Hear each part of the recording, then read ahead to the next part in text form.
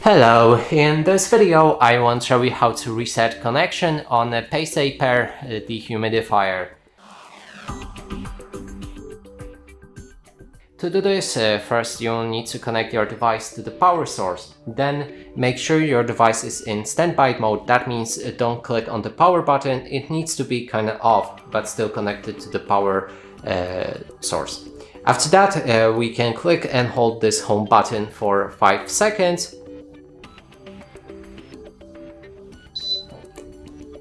Let's do it again, because I just turned off the Wi-Fi pairing.